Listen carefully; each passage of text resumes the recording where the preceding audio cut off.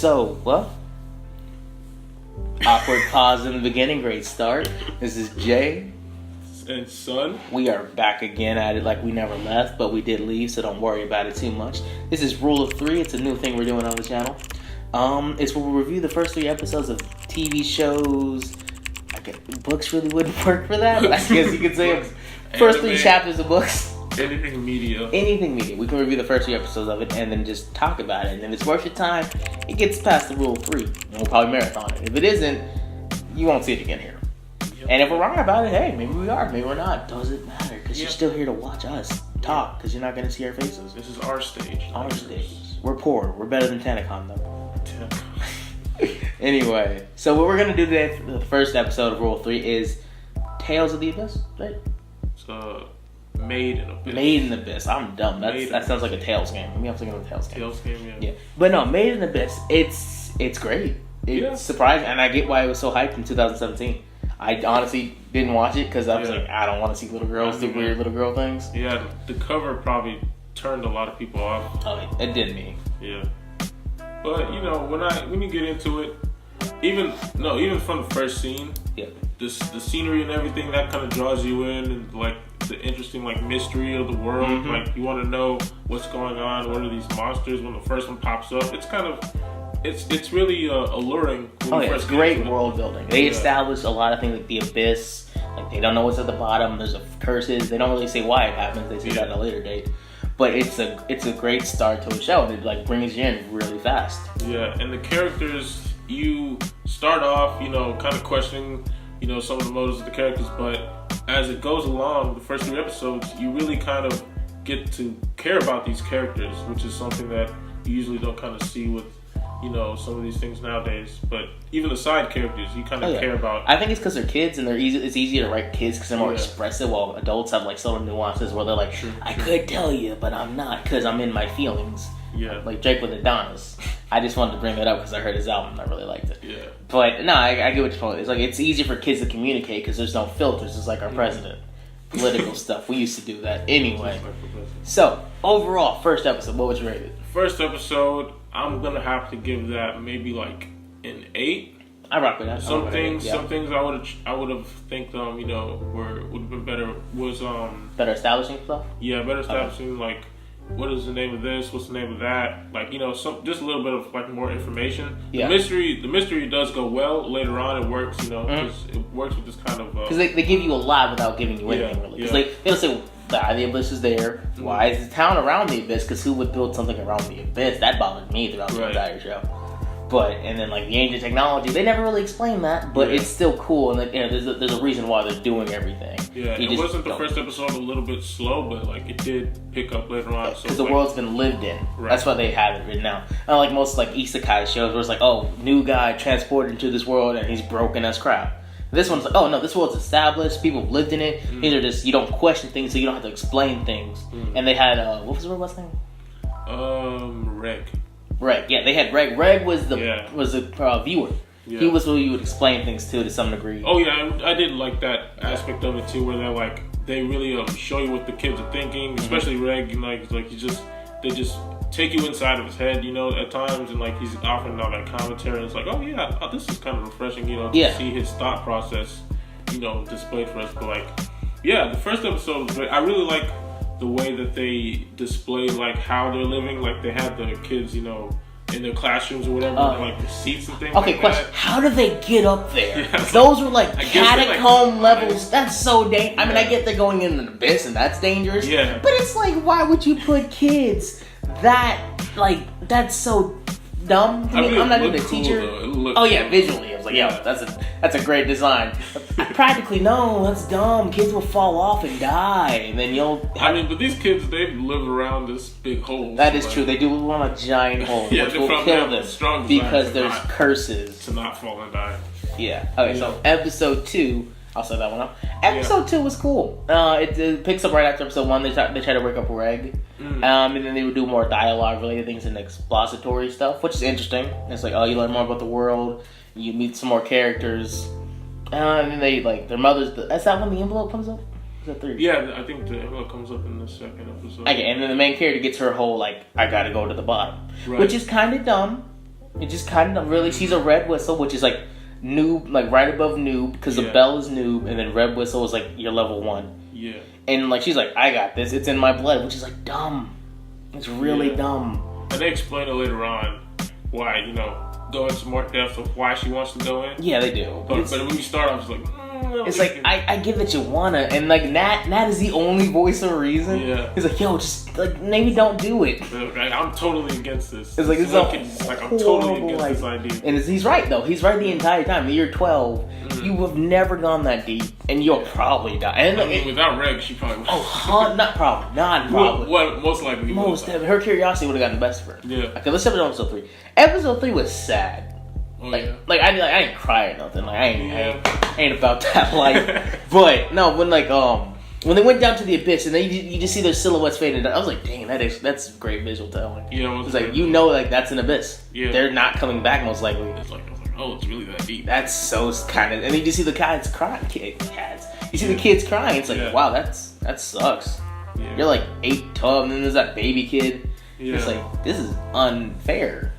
Like, life sucks for y'all, I guess. I don't know. Yeah. First world problems. They live in a really kind of weird world where it's like, oh, this is kind of a common thing for people to have to go down in this abyss. But if you're like 12 years old, like you don't know what to do, it's like, this is probably gonna be crazy. Oh yeah. So it's like you're getting ready for that to go on this crazy adventure. Oh yeah. As soon as they step down into that abyss, it's like, I'm not sure about. You think you probably, if you're like me, probably get your suspicions that the lighthearted little anime you were watching is probably going to turn into something dark.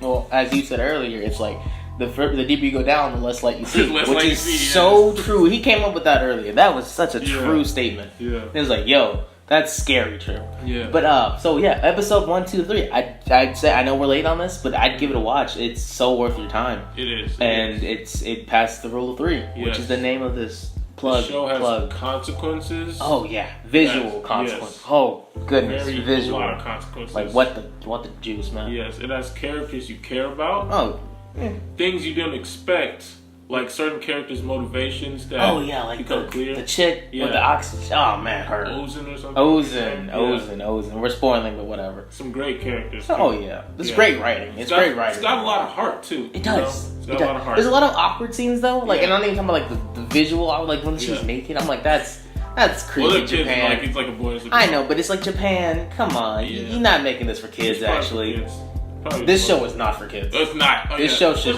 If it's for kids, that's some messed up. First few episodes could have been for kids. I mean, maybe, yeah. First 2, maybe. Yeah, first 2, 3, maybe. And then, like, after that, you get a little that PG-15. Like, yeah. Oh, so if you got a kid and you're trying to like get don't watch this with your kid. Probably don't. Don't do it. Maybe the first few they look good, And just stop there. Don't really care about. Just stop there. Just stop there. Okay, so now I guess we're going into because it passed our rule of 3. So me and him both marathoned it in one night because we're losers and we didn't have to work that day. But holy crap, that what was it? Episode 6 is when that fucking beat dropped. Yeah. And everything is like, yo, what's up? It's getting real. Things got dark. Uncomfortable. I think they were like past level 3, right? Yeah, it's level 4 is when she started bleeding out of every orifice after she gets stabbed. Yeah. It's like, why? Why would you do this, show? She was just trying to find her mom, and then she just got done with Ozen, and turns out Ozen was a nice guy. They warned you. I mean, they did. They warned you that was coming. They did. He said, yeah, man, I don't think I can take her up any higher, because, like, she'll bleed. She'll bleed from every orifice. I didn't expect the poison. Oh, yeah, that monkey baboon thing. That thing is unfair. That thing was broken. It can see the future. That is a bloodborne Dark Souls monster. You would die from that. My thing is, it can predict the future because it's so whatever. That was like, what? What? You got a little monster can predict it. And then when he hit him with the blaze pick, I was like, yo, that's not fair. Yeah. How do you know all this? It's like a Dark Souls monster. It's a Dark Souls. But we couldn't fat roll or nothing. There's nothing. There's no rolling. Oh man, it was bad. You can't summon your friend to help you out. Ain't half those friends trying to kill you anyway. It was crazy. But it was just like, and I wasn't expecting that. It was. Oh yeah. It was a kind of creature that you didn't expect to see. Yeah, because they've been doing moderately okay up to level 4. That was actually intimidating. Yeah, that was like y'all, and then the consequence of it was like, yo, you're underprepared. Here's what happens, and then it's visual. And that's what I say. That's what I say. Whatever I'm saying. This show has consequences, and like they actually flesh out those consequences. They're not just like a little passing thing. So I really like that aspect of it. Oh yeah, 100%. That aspect of it is awesome. It's like they don't go soft on you. Oh, 100%. And then they introduce Nanachi. And it's like, oh, that's a weird furry, but I guess that's a thing people like in Japan. And it's like, oh, cool, she's all happy. Go, no, sweet Jesus, she is not happy go lucky. It's so messed up. She was just trying to be happy and live, and then freaking two-handed whistle. It's like a Full Metal Alchemist kind of. It really was like the dog. Oh my gosh! It's like, hey, I gotta pass my alchemist exam, so let me just fuse my daughter with my dog. Yeah, and it's like, why would you? I had flashbacks to that. It's like it's so bad. It's like, yo, you were just expecting a nice-hearted show, and then episode like 10, 11, 12, and 13 hit, and you're like, yo, what am I watching? They kind of slapped you in the face with that darkness. It's like, hello, darkness, my old friend. It's like, that thing is like, all right, cool, we're going back to like 2011. Yeah. But it's like, it's kind of hard to believe, too, like, that the world that they were at when they were above ground, over the abyss, you know. It's so much different. It was so lighthearted. The kids, they were like, you know, they're like, oh, these monsters are just an everyday occurrence kind of thing. And then as they ventured down into that abyss, you kind of get this sense of danger. Like, you're really glad that the people above ground, they don't have to deal with that kind of stuff. It's like, It's like weird. It's like kind of showing the resilience of humanity in a way kind of thing. And I kind of like that. But, you know, it's like, it's crazy. Down there, it's crazy. It's like, how did this kind of come about? And it's also kind of a little. Like, it's also alluded to when what's his name gets sick with that birthday disease thing, and they move him from the abyss, and he's just instantly fine. So it's like, I feel like they're hinting at the curse is spreading, the barrier. There was also this thing where he said, "Don't look in the mirror." Yeah. So maybe he didn't do that. I mean, but that's probably bull. That was him messing with her, right? Yeah. That was him. But I'm pretty sure that's alluding that the barrier is spreading. Yeah. I wonder if like they'll try to explore that more. With like the abyss is kind of like this kind of horror entity, because like they call it the netherworld. Oh yeah. Go deeper down, it's like the desolate netherworld. Yeah, it's like, and monsters are coming out of it. It's like it's kind of crazy. Oh, also a lot of the monsters. Not all the monsters are bad. A lot of cute little monsters running around. There's a lot of eating monsters. Yeah.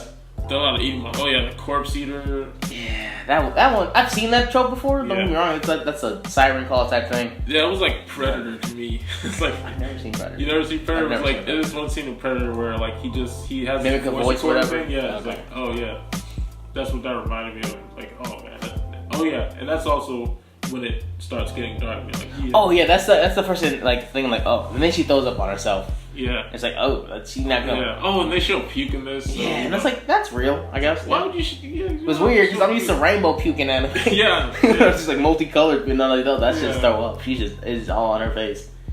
Yeah, but you know, they also show the effects of the abyss on people. Oh yeah, there's another cool thing. It's like they don't leave that out, so they don't forget about it either. Yeah. It's like, you know, they constantly show that, you know, you get sick from ascending in the abyss. Which it made sense. I was always wondering like, why do y'all get sick from going up? And it's like instead of going down, it's always that was weird. But they explained it. Yeah, they explained it. And it makes sense. They did really good with the explanations in this. Oh yeah, there's still a lot of mystery, and I'm looking forward to them explaining that in maybe a later season. You say that, but No Game No Life never got a season 2, so I have no faith in Japan.